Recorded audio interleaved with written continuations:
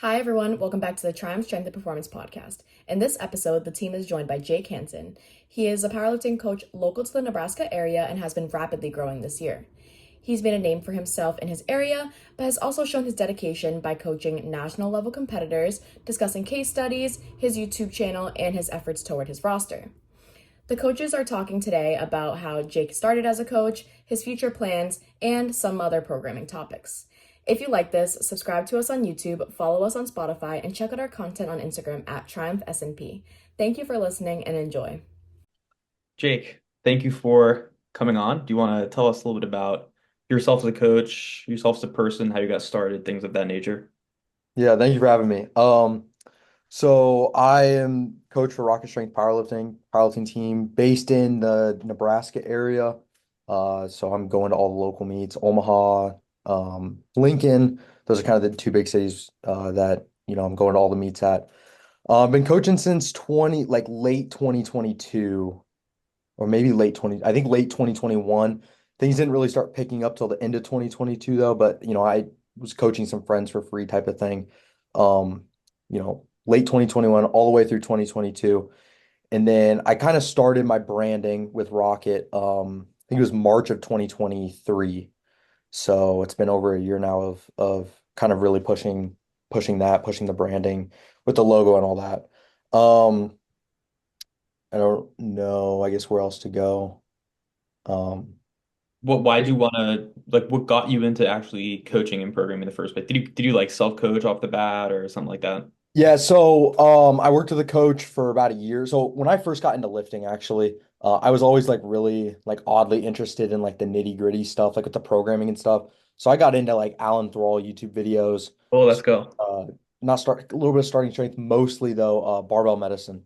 So I got really into like Jordan Feigenbaum and Austin Baraki, and they kind of talked about, a lot of the programming and um using variations and close variations, and we're not doing bands and chains, we're staying closer to like the comp exercises, pause squats, uh tempo bench, things of that nature, right? Kind of more modern programming. And I'd say at the time, what was really probably on YouTube a lot was more of the conjugate stuff. I guess that would, I would have been exposed to that people were posting on YouTube. Got into that, started working with a coach. And then I'd say like some of like the interest of the programming side maybe got on the back burner for a little bit for like a year. And then I basically found Steve DeNova YouTube videos, and that's pretty much, from there. I'd say like that kind of reignited like the love or the interest in the programming side of things. And then, from there I've basically just been super invested or involved in that, whether it's writing my own training or other people's training. So the programming was like the first love for me. That was the first thing I was like super into. I think Chris got into barbell medicine. I used to watch Austin Baraki stuff for a while. I think Chris, you were into barbell medicine and you met Alan Thrall at one point, right? Yeah. I Barbell Medicine, that was the first paid program that I ever did. I bought Powerlifting 2 by Barbell Medicine. That was the first paid program I ran. But Alan Thrall, yeah, I in late 2019, Alan Thrall was hosting a deadlift only, like an unsanctioned deadlift only meet in Sacramento. And at that point I didn't really know how powerlifting meets worked, or like how where they were or when they happened. So I just saw that on Instagram and I was talking to my friend. I was like, "Oh, we should just fly out and go to it because like I don't know, it's like the only powerlifting meet in America probably." Um, so we just graduated high school and we booked a flight, flew out to Sacramento, and I didn't even compete. He competed and I handled him. And that was my first powerlifting meet experience. And we met Alan Thrall and got a picture and stuff. It was cool. Yeah. Would you say that like Jake, would you say that Steve's YouTube channel was kind of like your segue into like, I don't know, learning more? Because obviously that's not the only like source of information you have now, you know? Like Yeah. do you think that kind of like reignited that, you know, the period in time where you started diversifying and branching into different people and stuff like that? Yeah. Steve's videos were definitely like the first thing that like really got me into like what modern, you know, coaching looks like, I guess. So I got really, really into that stuff. From there, I started kind of jumping into Sean Noriega videos. I think I even found Steve through Sean Noriega videos. I think I was just watching his vlogs, but started following Sean and other informational sources. But like Steve was for real the groundwork for like what my system is. And now I've obviously, diversified like what my system looks like. I'd say I do some things, kind of a bit different than Steve would, I'd say maybe, but it used to look very similar to like, the stuff he was doing because that was just my informational source. I feel like that at the time that was probably the number one place you could really get very in-depth programming information from, maybe some Sean Noriega stuff. But I feel like Steve at the time, but now there's, powerlifting now and everyone's making slideshows on Instagram and stuff. So, um, as well as I'd say the number one thing by far is just working with people. Like when I was just coaching myself or coaching one or two people, like, um, you don't have as much, I guess, experience with different demographics. But now I've worked with, tons of different demographics. That has definitely been the number one thing that's, I guess, allowed my system to evolve. Like my programming style and stuff is just working with people. Yeah, I feel like that's how everyone kind of starts is when you start out coaching, you kind of have to start as like a clone of whoever you're getting your information from, and then on when you actually build out a roster and start working with more people and find the differences on your own, that's when you can start to develop your own system. But at first, when you're just going it off of information that you're getting from someone else, you kind of just have to start with like, okay, let me just implement your system and then see what I disagree with. Yeah, that's exactly what I would say I did is, very similar to the PR's performance style of programming, percent drop back downs, um, some person, quite a bit of percentage based work at the time. And then, over time, I guess I've evolved, changed quite a bit. What would you say like helped you grow the most in the past like year or so? Because it seems like that's 100% like the period that you've expanded into the largest. Do you think it was Um, more just like a networking thing or just, word of mouth, roster growing or something like that? yeah, I'd say word of mouth. But honestly, the networking, talking to other coaches, talking to you guys all the time, daily, everyone else in that chat just has definitely been the number one thing that's benefited me in the past year. Um, and assuming into 2025 as well. I think those have been the two big things, as well as just going to a lot of meets and stuff. Um, which, you could, I guess, would be considered word of mouth networking. So, just being more involved. Yeah. You try to be at like every local meet. Yeah, I'm trying to. Well, so now at this point, I usually have lifters pretty much every local meet, but yeah, like moving forward, I'd like to offer handling services or whatever, at every local meet if I can. Mm. Um, just because I think I'm at a point where like obviously more experience is helpful. I don't think I necessarily need, handling practice from an experience standpoint, but I just think um I like to just meet new people and stuff and um meet people in the community like who maybe I know on Instagram or whatever, but I've never actually physically met. I think that's awesome is just to like make those connections. So that's kind of the plan going into 2025. What's the local scene like over there for you guys? When I got into it, it was small. It was really small, a couple like two, three meets a year. It was very small. Yeah. We have Midland nearby, so they hold a few meets a year. Nowadays, though, our new state chair, she's done a really good job of just fleshing out the scene more. I'd say there's two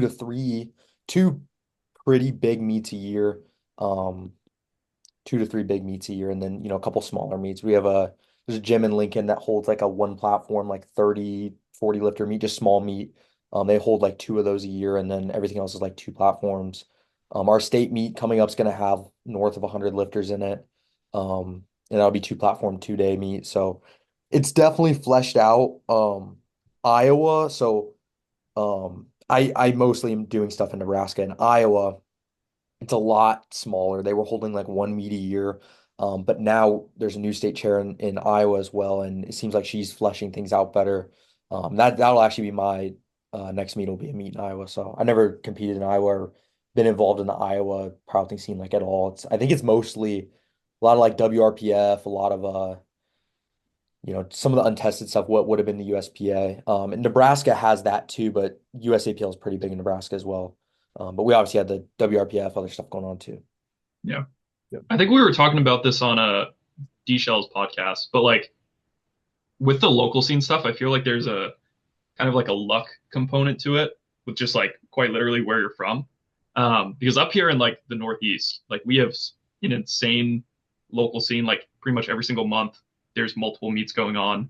Like if you're trying to go to all of these meets and like be there, like you're going to meet so many different people, you're getting so much networking, so much exposure versus like even like Vermont is a good example where it's like I think they have like one meet a year, We have something like one that. year. So it's like Yeah. if you're a local coach trying to like be at these meets, I feel like it can be tough when you're just like in a location where quite literally there's just no meets.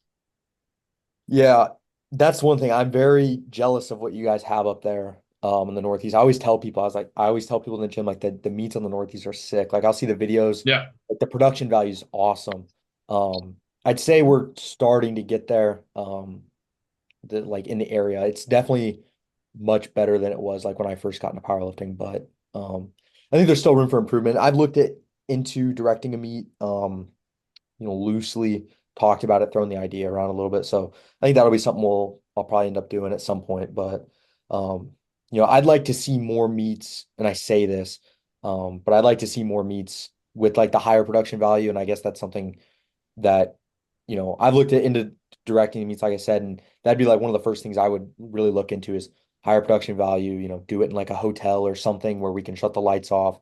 We can Mm. let lifters pick their music. We can, do smoke machines, whatever the case is, put spotlights on the platform, that sort of thing. So that's the stuff I see that you guys have, as well as you guys just have a high volume of meets that we just don't have meets every month. You know what I mean?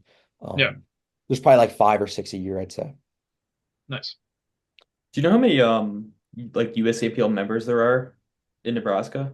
No, I don't. It's Uh, definitely a few hundred, I'd say. Definitely a couple hundred at least. I mean, we're gonna have 100 at States, but yeah, I don't know what the number is. Devin, do you know what that number is for Mass?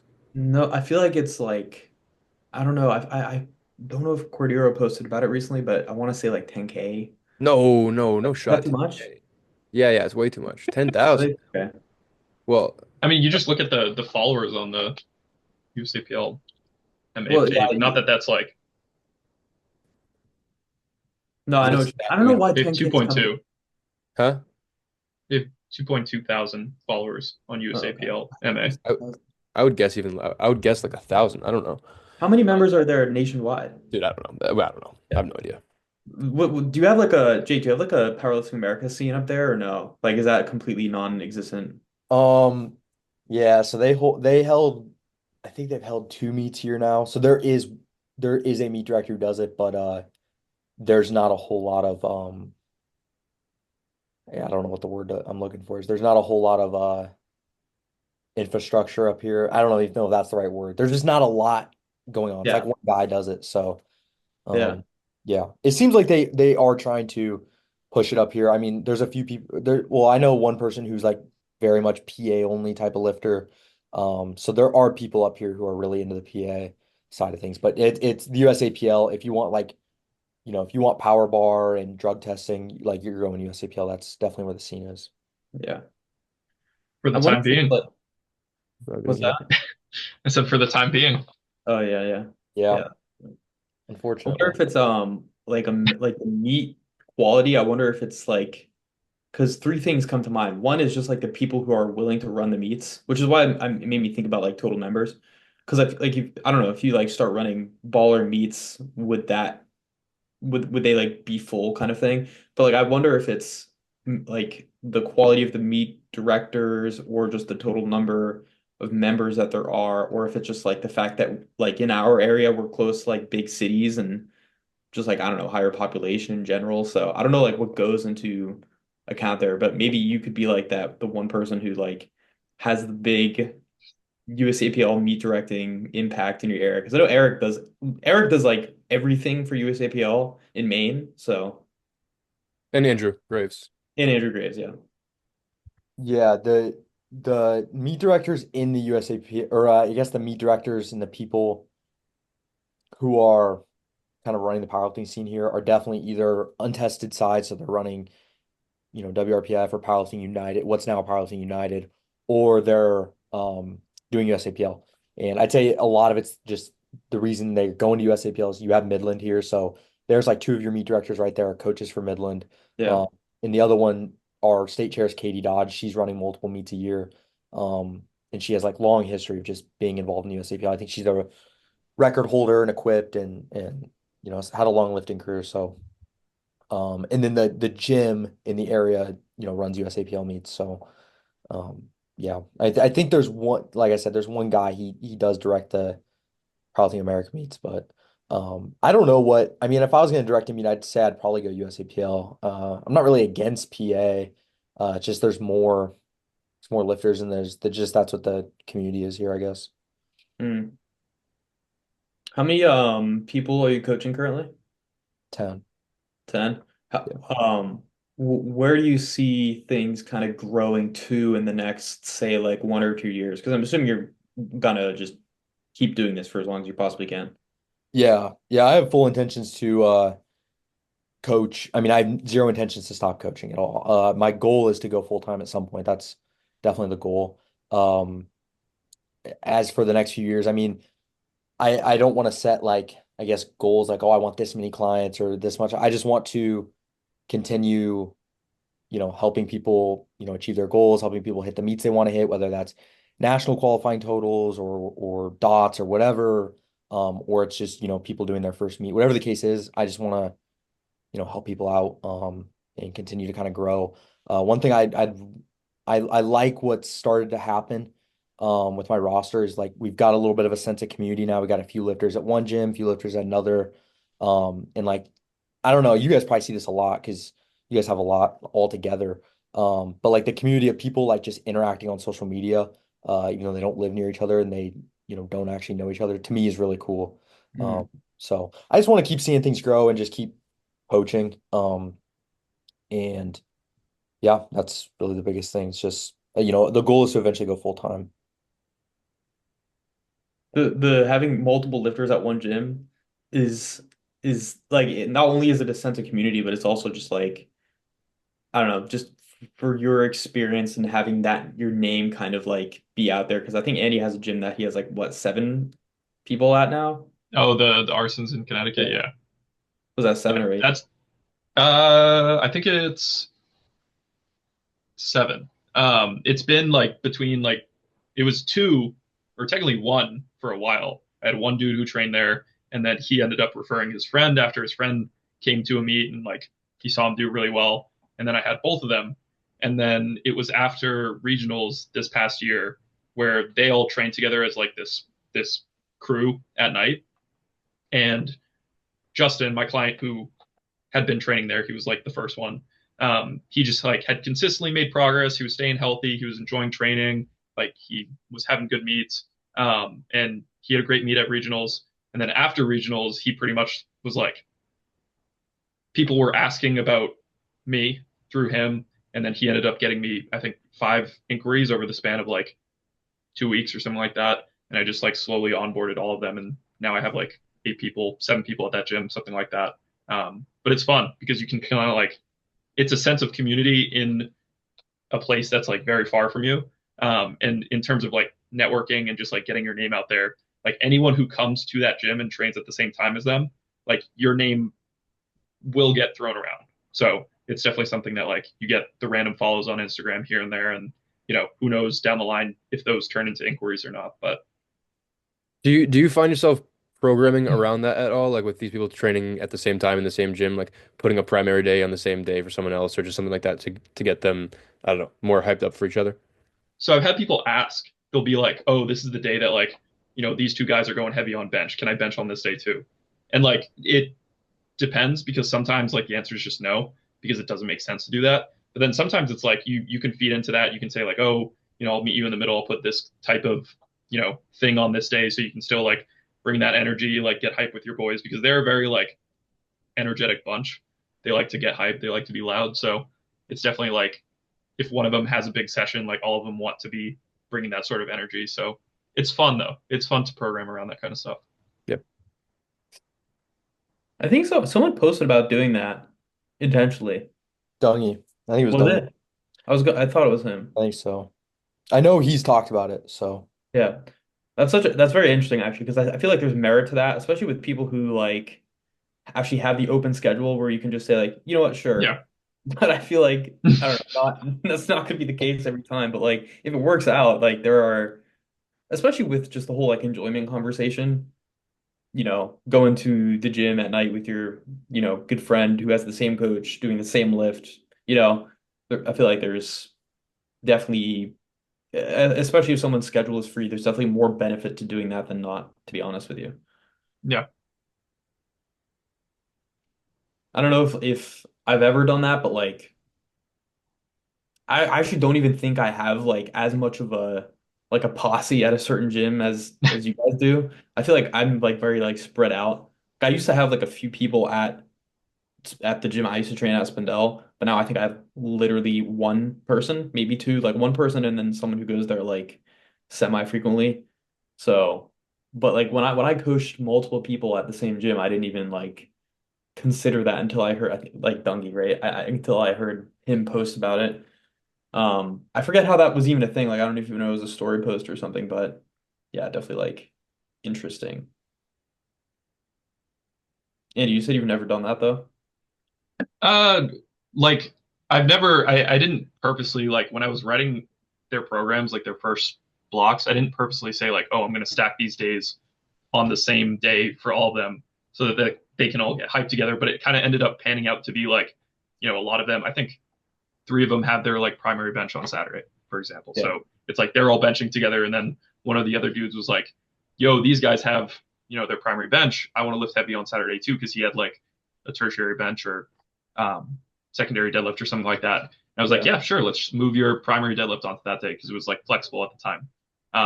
And now his training, he's enjoying that day way more because he has like a more, amped up session on that day. So he can get hype with the bros and his training's been going really well. His deadlift popped off. He pulled 405 for the first time.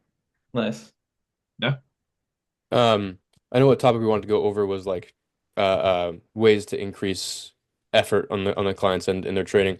I wasn't planning on going into this, but I think this is a really good way to do that is putting the clients in a better situation, a better community or whatever, to increase effort. Like I know I have a client in Florida who she just joined her school's powerlifting club and started training at a powerlifting gym and training with all those people that are also powerlifters when before it was just like a crunch fitness, I think. And her training like got exponentially better and more productive the second that she stepped into that environment. And I've had I think a lot of instances like that in the past where when someone goes from a commercial gym, wants to take powerlifting a little bit more seriously, get better equipment, they start going to a powerlifting gym and not just training on like comp equipment, but just being around other powerlifters is a way more motivating environment than being at some commercial gym with a bunch of like bodybuilders, whatever.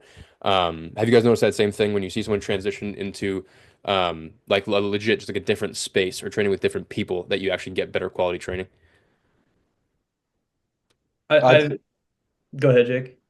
I'd say yeah. I think I think most, if not, I think like basically everyone on my roster is all at a powerlifting gym. But like when people do train, like I'll have people who go to like a one-off session at a commercial gym, they just don't go as well. Like the sessions just those particular sessions just don't go as well. So I do think like I think the equipment makes a difference, but then also like people you're around, that sort of thing. Mhm.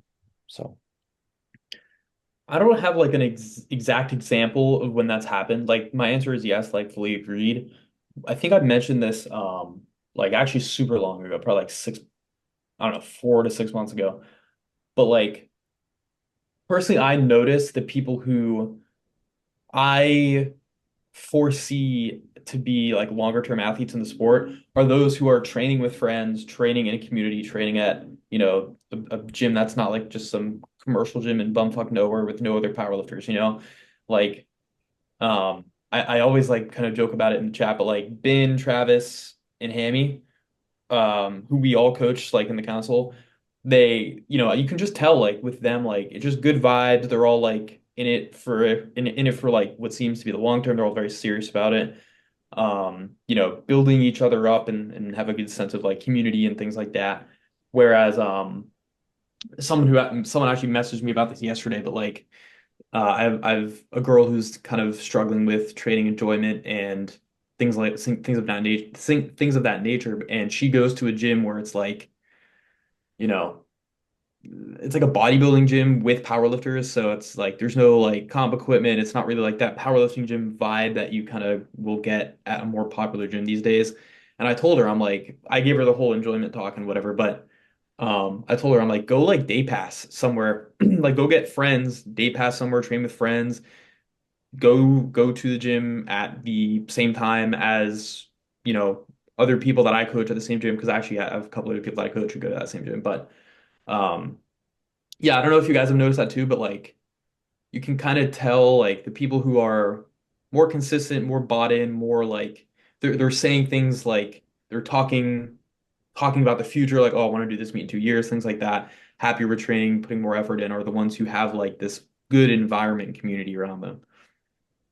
I had that exact same conversation that you were talking about, Chris, with one of my clients recently, Mia.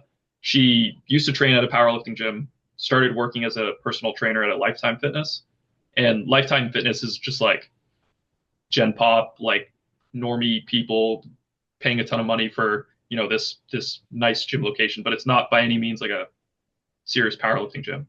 Um, and her quality of training has significantly decreased since she's switched over to that gym, like training there full time, just like canceled her membership at the powerlifting gym. And we had this conversation, I think like last week or 2 weeks ago, about potentially just going to get a day pass somewhere else for that exact reason, to be surrounded by people who are a little bit more serious. Because she's like, yeah, I'm getting my sessions in now, just like in between training clients, and I'm just surrounded by like, these old people just like doing bicep curls with like the 5 pound, weights, and I get looked at for like deadlifting and stuff like that because no one else is deadlifting in the entire gym. So I think the environment can play such a huge role in both that like long-term buy-in and also just like training enjoyment, which is going to produce more results over time for sure. Yep. Yep. Have you ever I been don't to a know. Lifetime Fitness? Those things are insane. They had a Yeah, they're bar. very nice. I went to the one in Burlington. They had a bar. Yeah. They had a bar, What? yeah. That's Yeah, crazy. like a cafe and playing basketball with my friend there. I was like walking around. It's insane. Yeah. It's not a gym. It's nice, but I don't think it's the best environment if you're, a serious powerlifter wanting to No, be motivated and excited to train. no, definitely not. I think the whole like variable of community and just like the vibe of where you train is like I don't know, I kind of used to hate on it. Like I used to like not necessarily downplay it, but I used to view it as like fairly low on the hierarchy of needs in terms of what you need to like have good training. But I don't know, I feel like once you have the fundamentals of like what you need to be a good athlete and yield effortful training, sure, like the whole vibe component in the community and just the gym that you train at is like low off the bat because I feel like you just gotta like train and get used to the sport and have a good work ethic. But as you like mature as an athlete and you do this for, I don't know, the middle to longer term, I feel like that gets higher on the priority of needs. Like like myself, like I start training later in the day. One, because I feel more productive in the morning, but two, just because like it's better vibe in the gym later in the day. Like I would go like 11:30 noon, and it would be me and Andy, and literally no one else. And it was like that's fine, but it's just like I just feel more tired. Like it's just good to have like other like-minded people, like hardworking, long-term powerlifting athletes training with you, and then you get to the gym like not wanting to train, and then you see 2 dozen other people who are like working their asses off, and it's like damn, like. I gotta like do that too. So I don't know if you guys have like found the same or had an athlete where like that variable was lacking and then like kind of like you're saying with Mia, where it's the opposite actually, but Yeah. I definitely mean, like I noticed the exact same thing with myself too. Like, and I think there's definitely people who are the opposite, where it's like they don't necessarily need that environment to feel more locked in or to have more productive training. But I think for a lot of people, they like underestimate how big of a role it can play. No matter what the experience level is. Like you have beginners who, they're training at a commercial gym, they go to a powerlifting gym, it's their first time getting like cheered on during a set by other people. And then you have other people who just don't give a shit about that and they, just put their head down, they train at their commercial gym for their entire life and they enjoy that. So teach their own. yeah. I feel like it also comes on like a spectrum, kind of like a bell curve kind of meme thing where it's like you can also get to this applies to like everything too, but it can get to the point where it's like you get an athlete who is giving you feedback and is like, oh, the vibes of the gym were bad, like not many people were there, so it didn't really Yeah. impact the session. It's like, okay, well, now we're just taking it to the extreme where it's similar to like pre-workout and like, oh, I forgot my like stiff sleeves today. I had to use my not stiff ones, like stupid stuff like that. I feel like we're just taking it too much to the extreme where it's like it's not even a hierarchy of needs at that point. It's just like you're overly relying on things that you don't need to rely on in the first place. Yeah.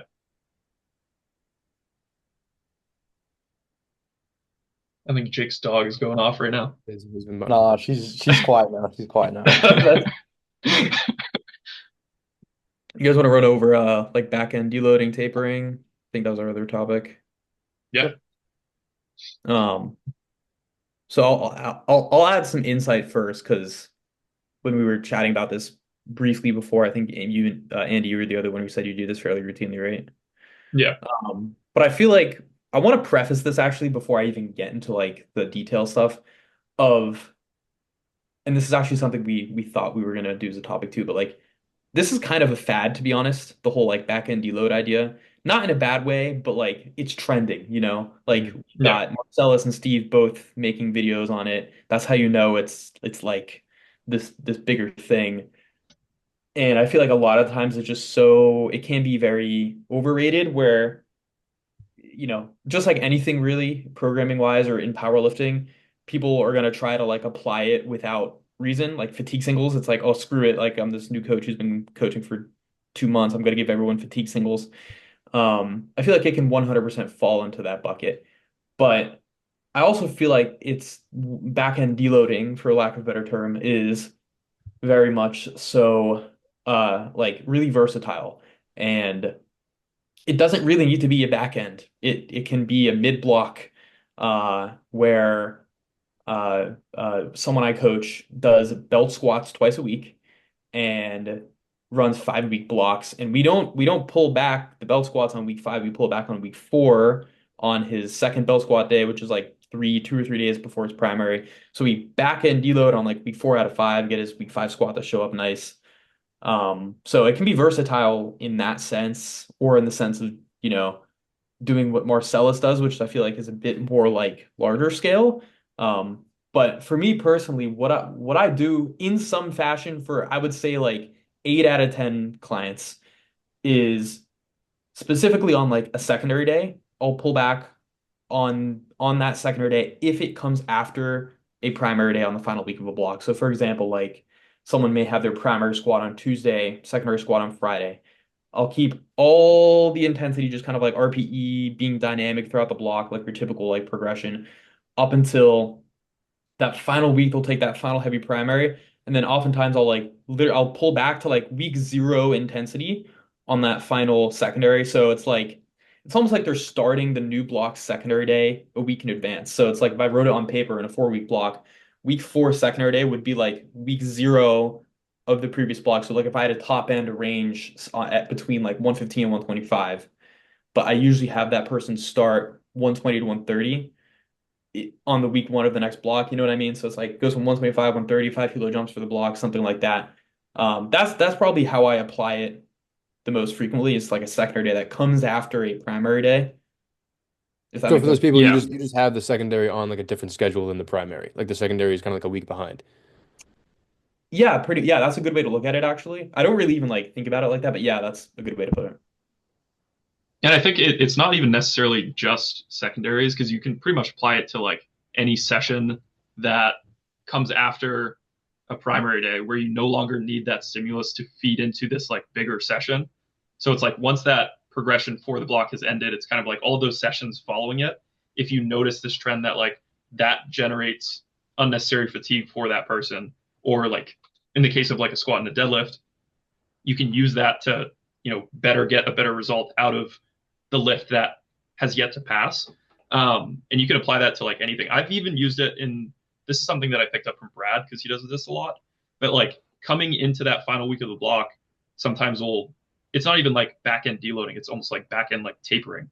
Like you're pulling back certain sessions that might have gone too far in one direction of like okay, maybe this secondary day at the beginning of the week has, pushed too far with this top set. Let's pull a rep back, or let's pull, one of these back down sets back to essentially kind of like taper that final primary day for that final week. Um, and then it's kind of like you can see if that nudges things in the correct direction or not, and then apply that for the block after, as opposed to like letting it ride, finding out the hard way, and then waiting an entire, another block to test that hypothesis out. Yeah, that's interesting. So Um, Yeah. how often are you guys, because we talked about this, how often are you guys tapering that, like a secondary session, whether it's like, let's say you're running 40 blocks, whether it's like the end of week 3 into like a front end of the week primary session on week 4, or front end of the week secondary session on week 4, you're tapering, that session back to get that primary at the end of the week 4 to show up. Like how often are you guys doing that? Like trying to almost like inflate the numbers on that primary session? Um, that's actually something else I wanted to talk about this. Two things. One is I feel like it depends on what you're actually pulling back and how predictable it is in the first place, and also just how Yeah. necessary it is. Like for example, my client Megan, her week 5 primary deadlift is on Monday, and her secondary deadlift is like late in the week. So like we have been routinely pulling back every block that week 4 out of 5 secondary day, week 5 primary deadlift, predictably 100% of the time, yet to fail, comes in like 7.5, 5 kilos stronger. So we just keep doing that every time.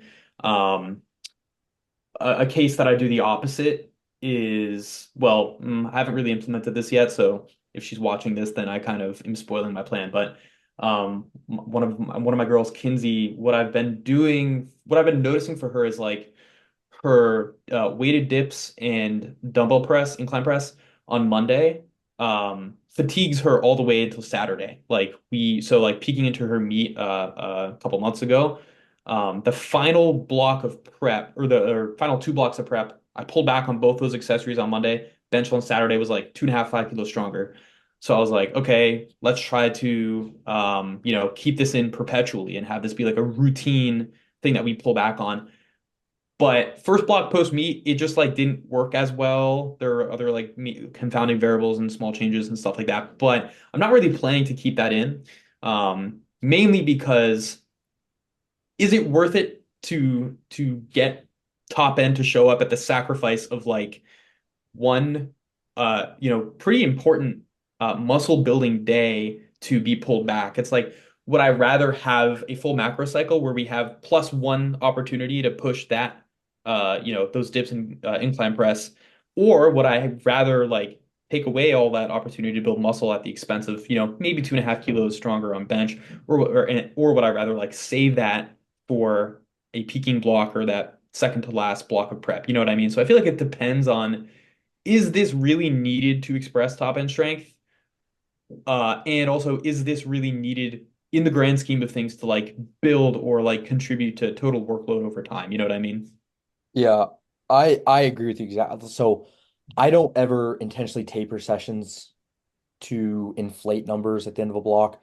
Unless like, obviously leading into a meet, or if it's a block where, hey, we really want, we've at the end of a macro cycle, we've really, ramped up. This is gonna be our last real good attempt to like go for, some PRs or whatever, maybe we'll do it then. But I kind of fall into the line of thinking that like I don't want to sacrifice, you know, workload and stimulus that like is contributing long term every 4 weeks or every 5 weeks or every 6 weeks or whatever. Yeah. So I'd say I don't. Now, what I do is, and I'd say I'd probably do this more with like bigger guys, or just, lifters whose secondary sessions are more revolved around the idea of like recovery.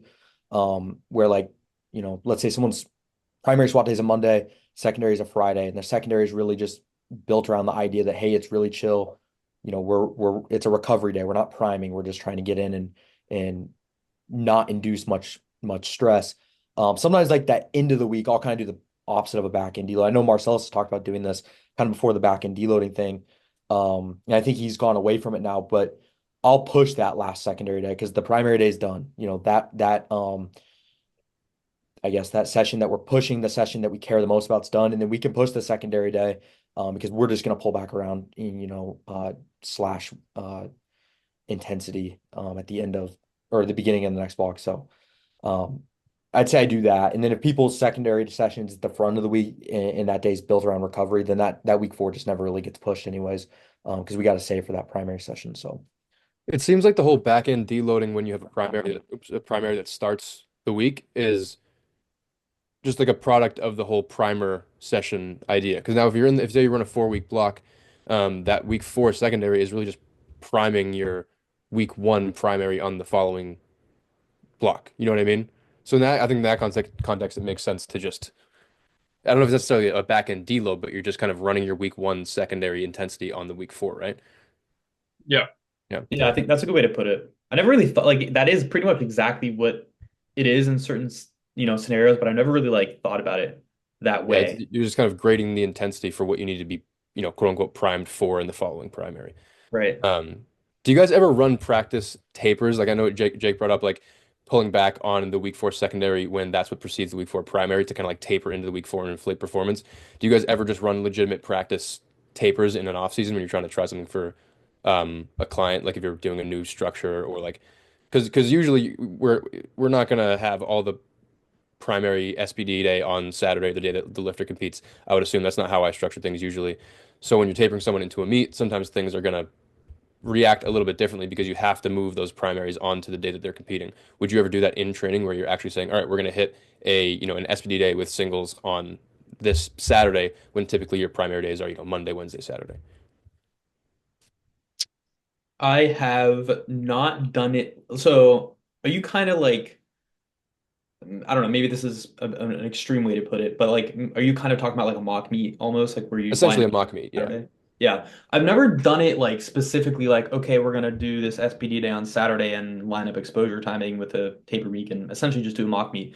I've never done that, but I think there's merit in doing that because I've tested taper weeks in particular plenty of times in training for people. Like I think I've talked about this on the council like two or three times, but like if someone has an awkward 2 to 3 week period that we need to do something with in order to line, whether it be in order to line up something with meet day, if someone's going on vacation, 2 weeks after a block ends and we have this like awkward period we need to do something with, what I'll do is I'll just trial a taper week, but I keep everything in order. So like I'm not gonna like bring it all to Saturday. I'm just gonna keep everything the same layout within that microcycle, but just have almost like a taper week and then the week that we push, and if there's another week, then we'll just do like an additional deload week. So I do that with the people that I plan to run like an additional taper week to peak into meets. But every single time I do it with someone, I like make the overview video for the block, and I'm telling them, I'm like, you have to keep in mind when we run this for meet day, there's this one variable that we're missing out on by trialing this, and it's the fact that we're not trialing this all on Saturday. You know what I mean? It's Mhm. like it'll probably be a really good indicator of okay, taper week is great. Going into meet day, perfect. But it's just like there is so many confounds that can be present, like the fact that it's not done on Saturday. You know what I mean? Yeah. So I think there's merit in doing that 100%. The only reason I bring it up is because I did that with my client Brendan, who his last meet, so he just did regionals, and or sorry, he just did Mass States, but at CNETs, which is a meet prior to that, he just did like it was terrible, peaked horribly. Like his squat came in really really weak. Bench came in fine, we just missed the third because he hit the rack, and then deadlift didn't peak well either.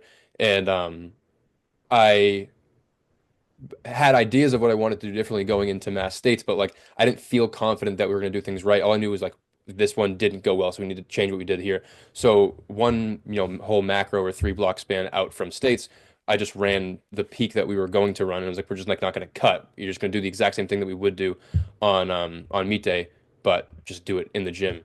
And doing that and seeing performance on that day made things so much easier peaking into States. And then on States, it was like a literally flawless day, like best peak we've ever had, best meet we've ever had with him.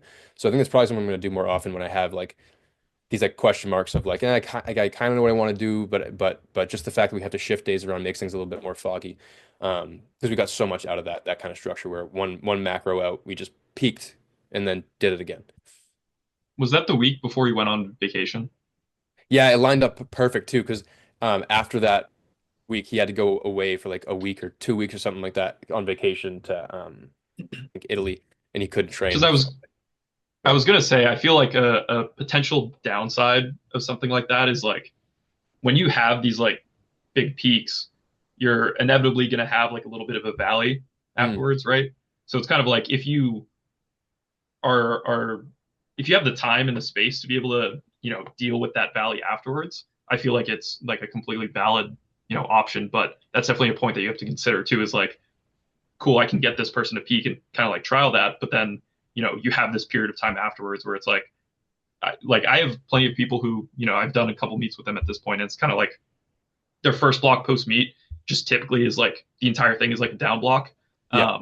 So like you're not planning on, building into anything crazy, but you have to, take that into account timing wise. Like in Brendan's example, if like that was going right into the meet and he didn't have that week off, like would he have been in that like down block for that week of the meet if he didn't have that week off type thing? You know what I'm Yeah. saying? And I should say that the point of that, quote unquote mock meet wasn't to go RPE 10 all out. So it wasn't Yeah. exactly like meet day. Like we were trying to match or get within 2.5 of numbers that we were expecting to hit at 165 because he trains. Yeah. He'll typically train like 174 and then we'll diet down to like 170 and then gut cut into 165.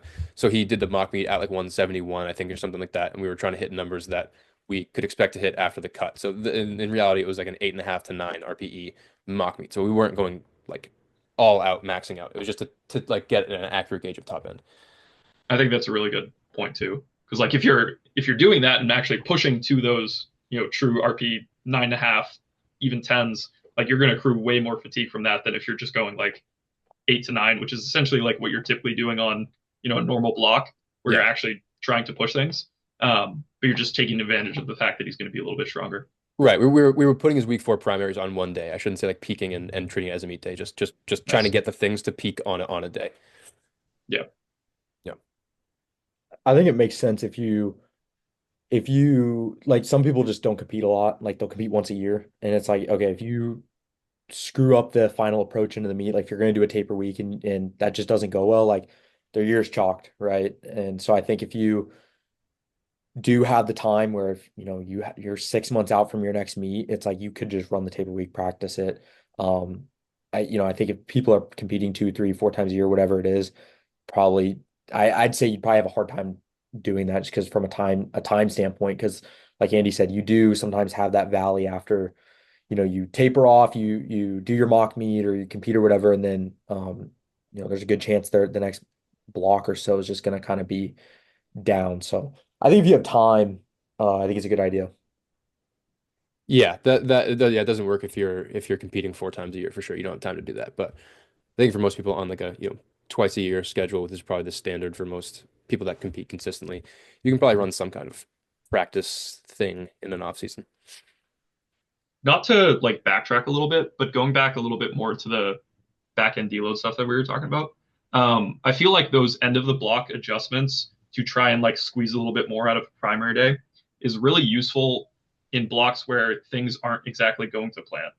Like if you're pacing out in a way where like you notice the person's moving a little bit slower, they're carrying a little bit more fatigue, whatever it may be, I think it's a really useful option to try and like squeeze out essentially like a productive primary day at the end of the block if things are trending out to not pan out that way, as opposed to just like letting it kind of like spiral out of control, if that makes sense. Like I've had a bunch of situations where I've applied this so far, and like, you make this one change, whatever it may be, you're rerunning a block and it doesn't pan out the way that you were kind of like predicting it to. But you can salvage that final week of training and still hit a really productive, PR on the primer day, or volume PR, whatever it may be, by like tapering a session, tapering a secondary day, or adding a little bit of volume. Right, you can dial it either way, but just making those last second adjustments to try and get a little bit more out of that final week of the block to make the block feel a little bit more productive. Mhm. Do you think that's mostly a psychological benefit, like to the athlete, because I feel like athletes can kind of know when things aren't going great, and Yeah, then you can like people are gonna have a recency bias. So if you can pull that, secondary session back or whatever it is, give a little baby taper, um, inflate those numbers a little bit at the end, then they feel like, oh, the block was really good. When maybe you as a coach know, hey, most of this block was, we do need to change some things or whatever, but the athlete's more likely to kind of stay engaged, I guess, moving forward. yeah.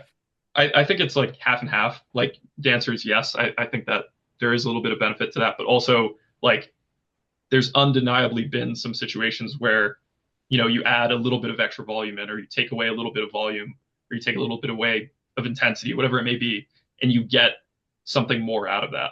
And to go back to Chris's point about like being able to essentially like trial peaks and tapers or whatever it may be, like you can pick up bits and pieces of that and try to apply that kind of later on to see if there's a trend there. And then sometimes that ends up coming in handy when you're actually planning on, your peak and taper into a meet. I have a question for you guys that I kind of just thought about during that conversation when Andy was talking about the whole like what RPE that you might, hit to, and then there's a detrimental effect from it. Um, how often are you guys like pushing to like a 10 RPE, like 9 to 10 RPE, we'll say, to end someone's block? Obviously, it's like lifter contingent and it depends on how someone responds to that, but like on average, are you guys pushing like, okay, hit this really big top set at the end of every block, super grinder like 9 to 10 RPE at the end of every block? Or are you guys like more so on average, like, less frequently, like maybe every end to a macro cycle every 3 to 4 blocks or something? I'd say as far as like writing down on the sheet, one by one at 10, like never. I would really never ever write that, to be honest. I'll also accept that when I'm writing one by one at 9 and we might have a top end range that's aggressive that sometimes those are going to turn into RPE 10s and that's not the worst thing in Yeah. the world. But as far as having the intention of an RPE 10 deadlift single at the end of a block, and especially at the end of every block or often, it's definitely just not. Yeah, I just don't do that. On bench, I'll also never really program an RPE 10, but for people that can handle intensity, we could probably hit an RPE 10 single like 3 weeks in a row, and it doesn't really matter. So with that, you can be a little bit more lenient, I guess. But yeah, no, I'm never really programming RPE 10s in training, except for accessories and stuff. I'm the exact same way. I don't think I've ever written at 10. I usually, with the exception of bench, I usually exclusively like end a block at 8, knowing it's not gonna always be an 8. That's fine. Because I've really over the last year have really started to bias into like the ranges matter more than the RPE.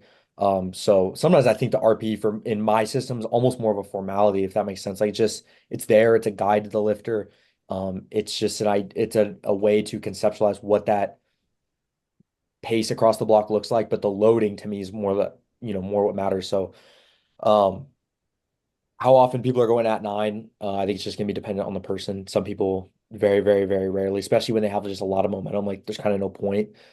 If you're able to add 10 pounds to your squat every block or whatever it is, or hit a 15-pound rep PR at the end of each block. I don't think there's any point to at 10 grind it out. If you can keep the momentum rolling. Like into meets, I'll write like RP 8 to 9 or RP 9. And sometimes usually on bench, I'll write like RP 9 to finish a block or something, just because people, like Chris said, you can RP. A lot of people can like grind a bench out and it's not a big deal. So I think it just depends. But yeah, I don't ever write at 10 because people will start whiffing on everything. Yeah, yeah. I If was you going to write say the that, same thing. yeah. My client Miriam and Devin, I don't know if Nor, when you were working with her, was the same way like this, but my client Miriam's like so intensity, like I don't even want to call it sensitive. Like she needs it. Like she needs intensity, and pretty much like all of her top sets at the end of her blocks, especially with bench. She's a very small, like 52 kg female, and she like her. I think the past like 4 to 5 blocks, her primary bench day on week 5 has just been like at 10, and it just is going up every single block. So I think there's definitely cases where it's like, you need that sort of intensity to actually get the needle moving forward. But I think it's rare that, especially on squat and deadlift, that you would see something like that. But I think it's a lot more common than you might think for bench. I also don't think it hurts to, you know, if you do like an RP 8, right, and you leave 5 kilos, 10 kilos, whatever it is in the tank, like let's just say on a squat, and you do an RP 8 single and okay, hey, there's like 10 more kilos here. I don't think that's bad information to hold on to, you know what I mean? Yeah. Knowing, hey, there is that there if we do need it. And I actually, with Calvin's prep coming up for his next meet, like we're gonna intentionally and again it'll be RPE, but I'm gonna just set the ranges up. His training's so predictable. I could probably predict numbers at this point to meet day on his primary squat day.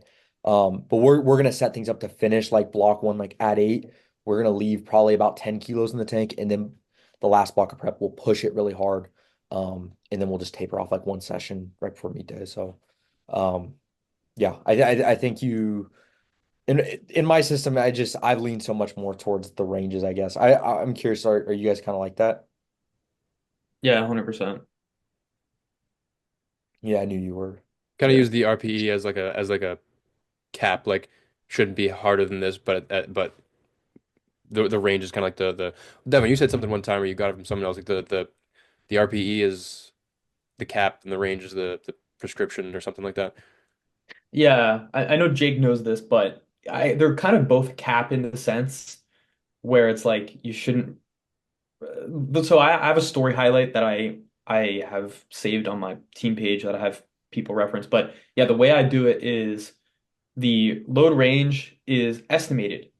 Like I'm not telling you you need to take something in this range. I'm not telling you that, but I am saying that the top end of the range is like don't exceed it. That's what I'm giving you like as your top end for the day within an estimate, you know?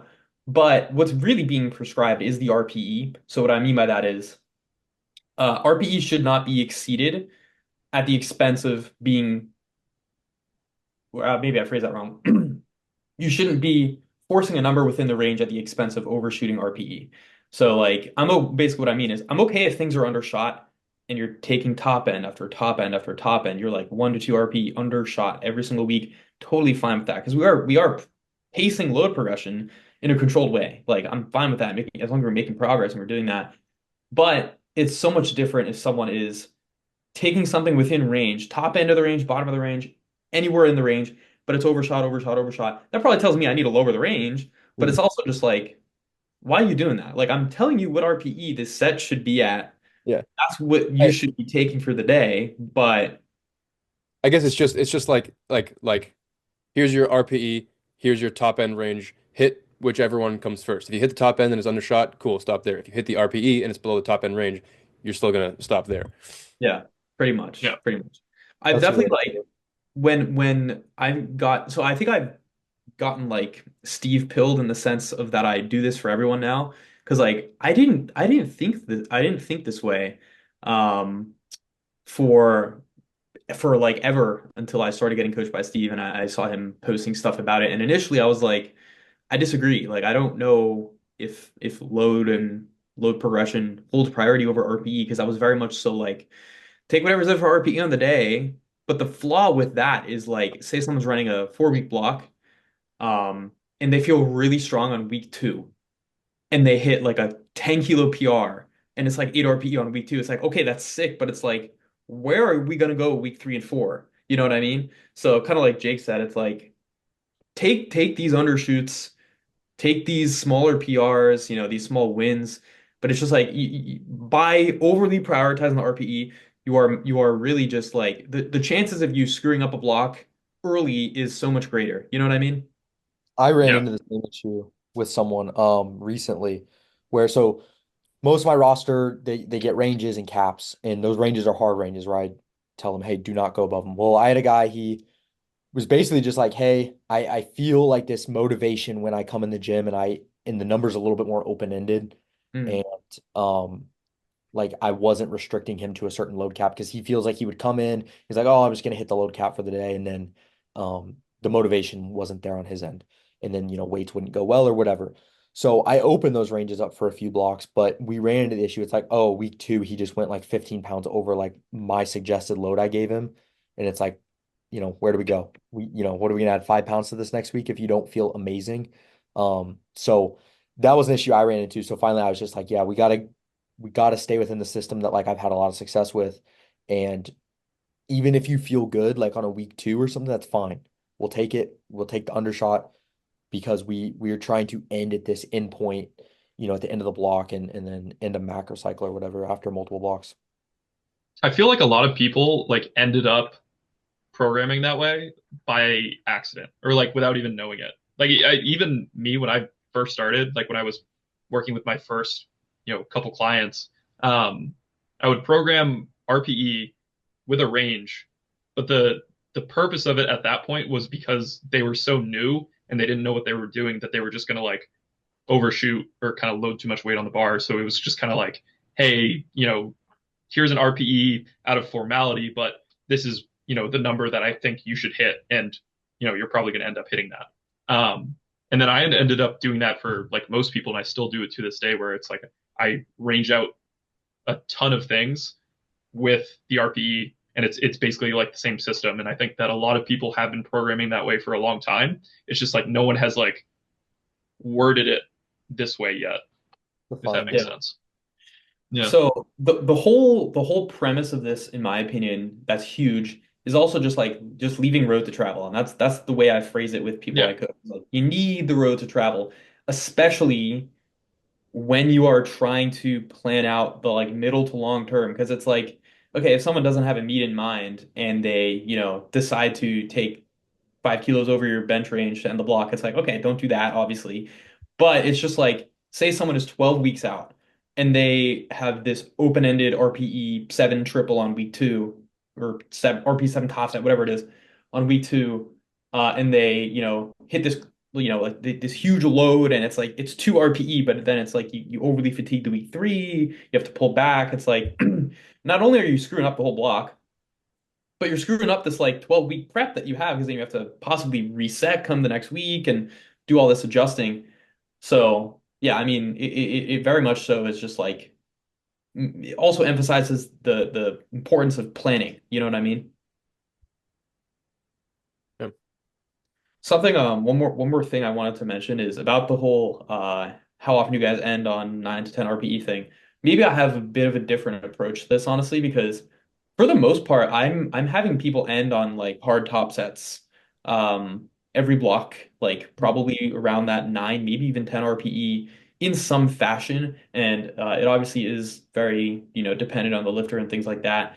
Something I do consider greatly uh regarding that is lifter psychology. Like, if I know someone doesn't need this like really high relative intensity, really high like top end exposure very frequently, but they do well with like wins, like getting some kind of win, I'm gonna find a way to get that win elsewhere. Like, for example, my guy Peter, he's gonna be bulking, he's going up a weight class right now, which is much needed. Um, and his training's going great, and we don't really want to like exhaust that and run out of road to travel. So what I'm doing this block is like, I've got his secondary bench, like top triple or top set of four, whatever it is, like paced out week one, two, three, and then week four is open ended, so we can push that to, I think Brad does that for you sometimes, Danny. But like, Yeah. I'm letting that final secondary day get pushed like without a range, even though I'm limiting his like primary squat and deadlift like an 8 to 8.5 RPE to end the block. So I do like consider, psychological stuff and wins in that sense. But yeah, to be honest, like, I'm ending blocks pretty heavy. Um, I would say for the most part, I have a lifter taking like a at nine, like a true at nine, maybe at 10 top set, more than half the time to end the block.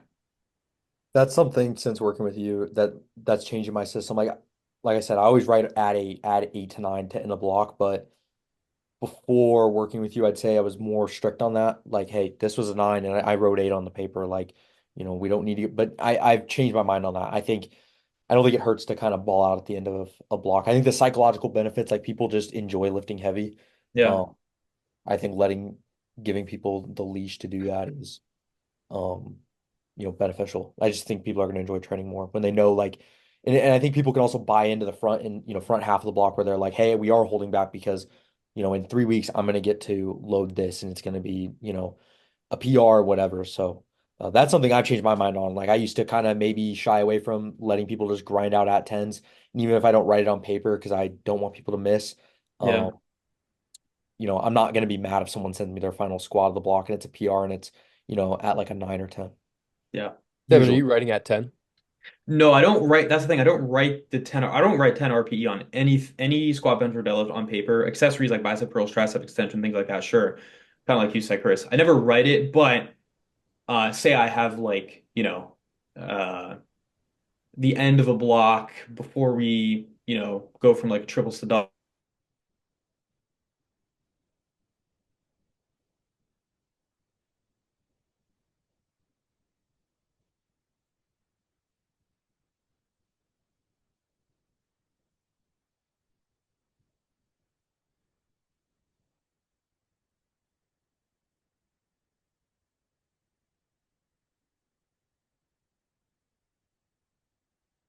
more prone to like do like pushing more end of block if there's not that many consequences. And like Jake said too, it's like it is a big psychological thing. Like, does the person want to even do this? You know what I mean? Like some people just like dread those heavy squats or heavy deadlifts or something. Um, so yeah, there's a lot of stuff that plays a role. But no, I don't write RP10. Yeah.